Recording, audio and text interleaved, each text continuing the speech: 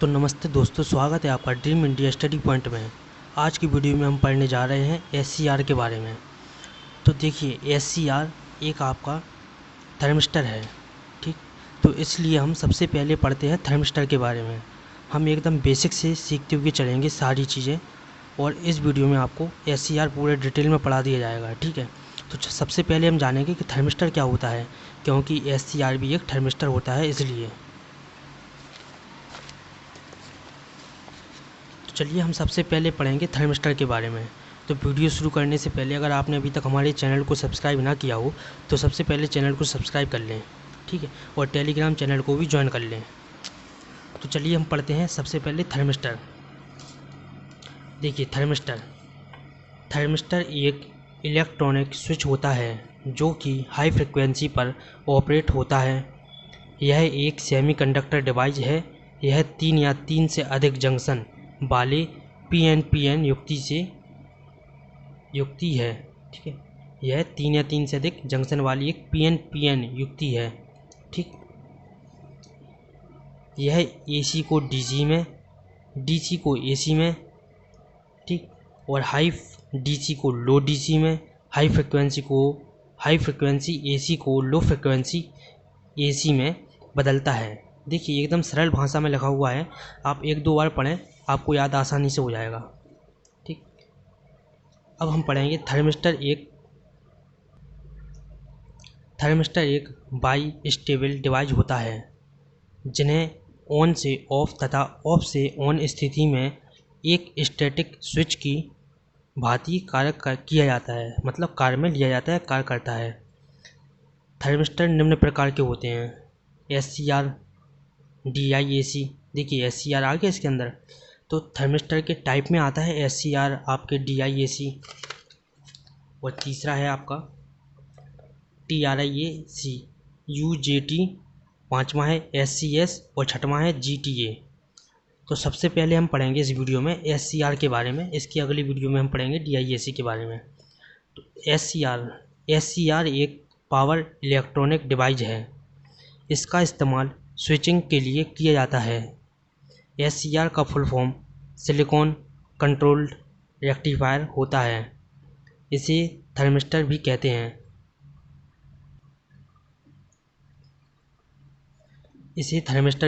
हैं। इसमें 3 टर्मिनल होते हैं: एनोड, कैथोड और गेट। 3 टर्मिनल होते हैं। पहला होता है टर्मिनल आपका एनोड, दूसरा कैथोड और गेट। तो एनोड पॉजिटिव टर्मिनल होता है और कैथोड नेगेटिव टर्मिनल होता है, ठीक है। और गेट टर्मिनल का इस्तेमाल एससीआर को प्लस सिग्नल देने के लिए किया जाता है। इसमें 3 जंक्शन होते हैं: J1, J2, J3, या जंक्शन 1, जंक्शन 2, जंक्शन 3। इसमें 4 लेयर होती है, PNPN। देखिए, एकदम सरल भाषा है। आप भी अगर नोट्स बनाते हुए चल रहे हैं तो आपको पेपरों के टाइम बहुत फ़ायदा होने वाला है। देखिए, अब हम इसके चित्र को देख लेते हैं। यह है PNPN, ठीक। ये आपके जंक्शन है, एक जंक्शन पहला, जंक्शन दूसरा और जंक्शन तीसरा। यह है एनोड, इससे है कैथोड। एनोड पर होता है प्लस साइन और कैथोड पर होता है माइनस साइन, और गेट, ठीक है। यह है इसका ब्लॉक डायग्राम। अब इसका हम वर्किंग देखने के लिए सबसे पहले इस चित्र को समझते हैं, ठीक। देखिए, यहाँ पर P जो पहला लेयर है आपका, उसको प्लस से जोड़ा गया है और कैथोड को माइनस से जोड़ा गया है। गेट का पहला टर्मिनल प्लस से और दूसरा वाला माइनस से जोड़ा हुआ है, ठीक है। तो हम इसमें समझते हैं सबसे पहले।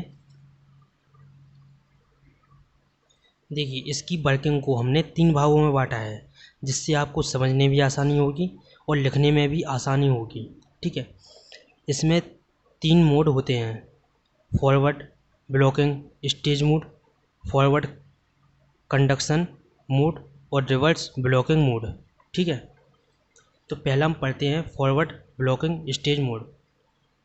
जब एनोड को कैथोड के सापेक्ष पॉजिटिव वोल्टेज तथा कैथोड को नेगेटिव वोल्टेज दिया जाता है। देखिए, कहना क्या चाहता है, जब हम एनोड को पॉजिटिव वोल्टेज और कैथोड को नेगेटिव वोल्टेज दिया जाता है, तो इस स्थिति में J1, J3 फॉरवर्ड वाइज में और J2 रिवर्स वाइज में होता है। देखिए एकदम आसान है। जब एनोड और कैथोड के सापेक्ष पॉजिटिव वोल्टेज तथा कैथोड को नेगेटिव वोल्टेज दिया जाता है तो इस स्थिति में J1 और J3 पर फॉरवर्ड वाइज और J2 पर रिवर्स वाइज होता है। ठीक है, इस स्थिति में एक लीकेज करंट फ्लो होता है, इसे हम फॉरवर्ड लीकेज करंट कहते हैं और इस स्थिति को फॉरवर्ड ब्लॉकिंग मोड कहते हैं। ठीक, एक लीकेज करंट जो होता है उत्पन्न जिस स्थिति में होता है उस स्थिति को हम फॉरवर्ड ब्लॉकिंग मोड कहते हैं।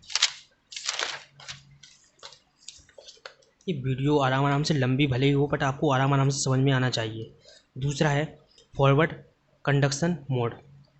जब एनोड व कैथोड के मध्य वोल्टेज बढ़ाई जाती है तब डिप्लेशन लेयर पर हाई वोल्टेज होने के कारण जंक्शन J2, ठीक है, जंक्शन J2 का ब्रेक डाउन हो जाता है, जिसके फलस्वरूप एनोड तथा कैथोड के मध्य उच्च फॉरवर्ड करंट फ्लो होता है। SCR की यह अवस्था फॉरवर्ड कंडक्शन मोड कहलाती है अथवा ऑन मोड कहलाती है। ठीक है, ये जो आपका फॉरवर्ड कंडक्शन मोड है इसको हम ऑन मोड भी कहते हैं। इसमें SCR ऑफ अथवा ऑफ अवस्था से ऑन मोड में जाता है और पहले वाले में ऑन से ऑफ में, ठीक है, इस वाले में ऑफ से ऑन में। इसके बाद आपका आता है रिवर्स ब्लॉकिंग मोड। जब कैथोड को एनोड के सापेक्ष प्लस वोल्टेज एनोड को माइनस वोल्टेज दिया जाता है तो जंक्शन J2 फॉरवर्ड वाइज में तथा J1 और J3 रिवर्स वाइज में होते हैं। इस समय डिवाइस SCR में एक लीकेज करंट फ्लो होता है। इस करंट को हम रिवर्स लीकेज करंट कहते हैं व इस अवस्था को हम रिवर्स ब्लॉकिंग मोड कहते हैं। धीरे धीरे जब हम वोल्टेज को बढ़ाते हैं तो J1 और J3 का ब्रेक डाउन हो जाता है और SCR रिवर्स कंडक्टिंग स्टेज में करंट का मान तेज़ी से बढ़ जाता है। ठीक है, इससे हमारे SCR ख़राब होने के चांस ज़्यादा रहते हैं। अब इसके बाद हम जानेंगे, देखिए इसकी VI कैरेक्टर। ठीक है, तो देखिए ये है इसका VI कैरेक्टरिस्टिक। ठीक, ये जो आपकी करंट फ्लो हुई है इसको हम कहेंगे रिवर्स लीकेज करंट। सबसे पहले तो आप चित्र का स्क्रीनशॉट ले लें और बना लें। ठीक, इसको हम कहेंगे रिवर्स लीकेज करंट।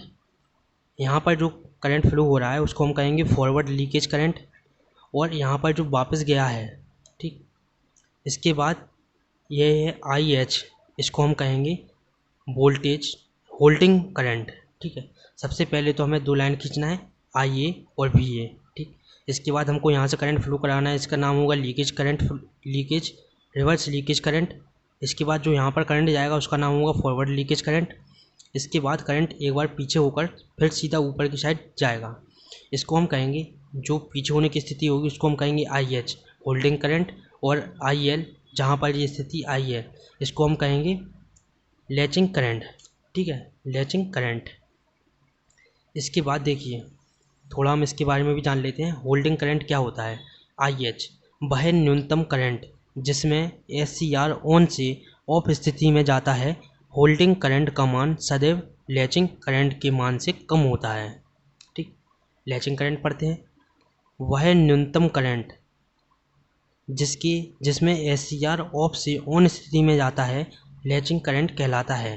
ठीक है, तो एक बार आप फिर चित्र को अच्छे से देख ले। देखिए जो यहाँ पर dot dot dot dot dot जो गए हैं इसका मतलब ये है ये करंट यहाँ से भी जा सकता है और करंट यहाँ से भी फ्लो हो सकता है आपका।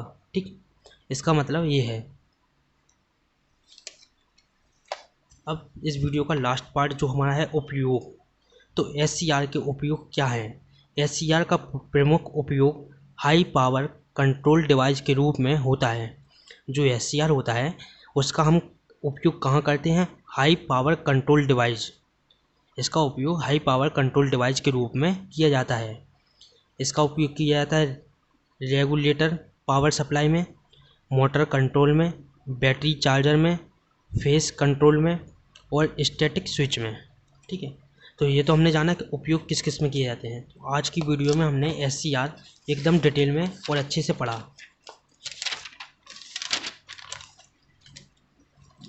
देखिए, तो आगे की वीडियो में हम पढ़ेंगे DIAC।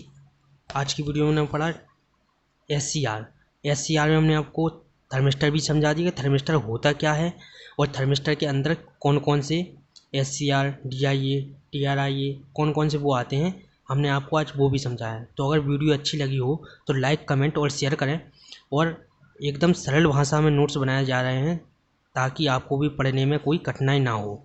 ठीक, और याद करने में आपको अगर 1 से 2 बार आप अच्छे से पढ़ लेते हैं तो आपको याद हो जाएगा आराम से। ठीक है, अगर वीडियो अच्छी लगी हो तो लाइक, कमेंट करें। और अगर अभी तक चैनल को सब्सक्राइब ना किया हो तो चैनल को सब्सक्राइब जरूर से करें